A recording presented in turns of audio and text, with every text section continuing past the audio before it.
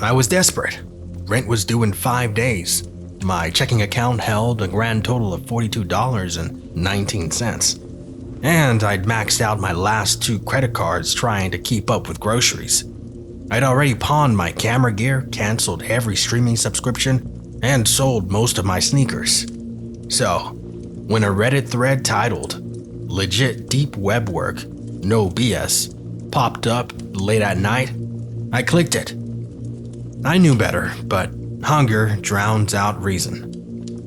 The post was simple. Looking for freelance work, private, anonymous, high-paying? It said all I had to do was use a Tor browser. They provided me with a job board link, an invite code which was midnight16, all caps. No strings, just results, they said. The link was still live. Curiosity and desperation did the rest. The site was plain black with a red header, Midnight Ledger, for those willing to work. It looked like a marketplace. Each listing had a payout amount, a brief description, and a button that said, "Accept task."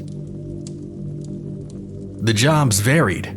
Drop package and locker, $500. Record a public phone booth for 3 hours, $350. Break into abandoned mall and take photos, $1,000.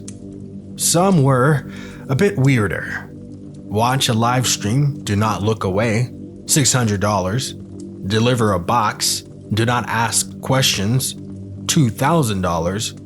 Locate this person and tag them, details inside, $5,500. That one made me hesitate. But one stood out. Easy money, task, deliver package, high payout for first timers, payout $2,500, risk low, time frame 6 hours. I clicked.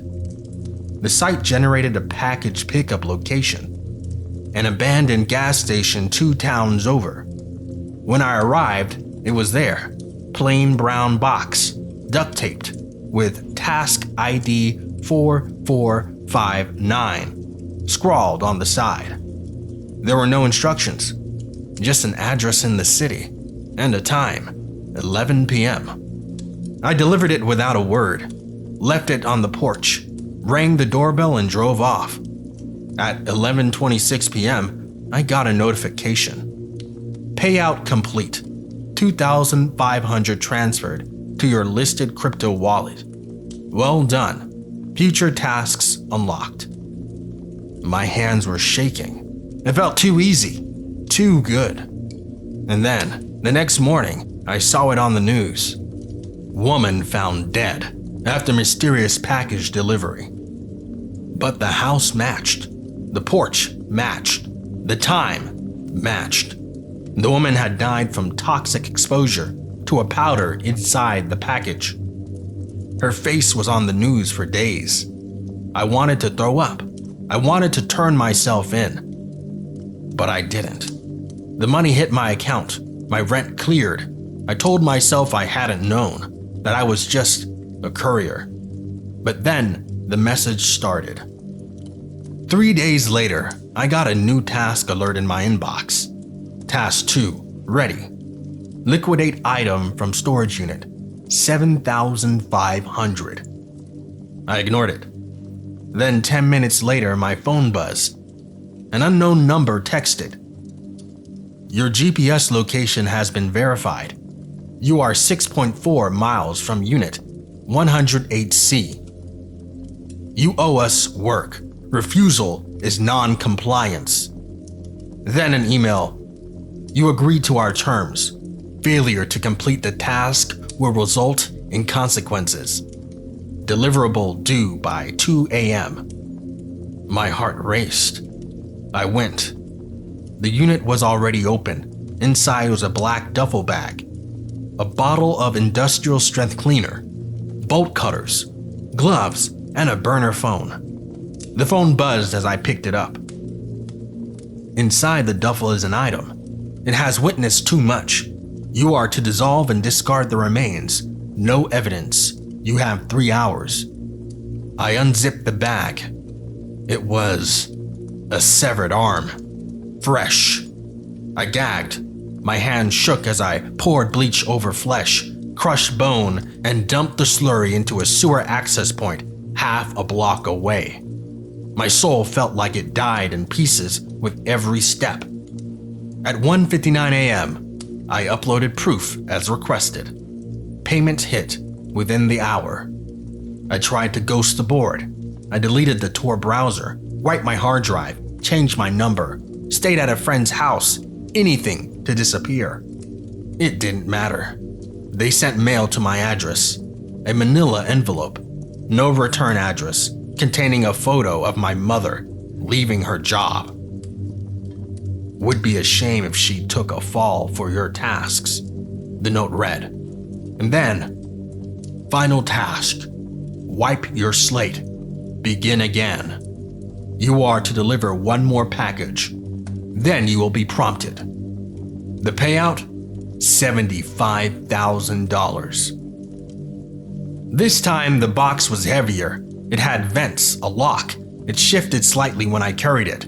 When I left it at the drop-off point, some backwoods shack 45 minutes outside the city, the person who answered the door was masked. They smiled, took the box, and handed me an envelope.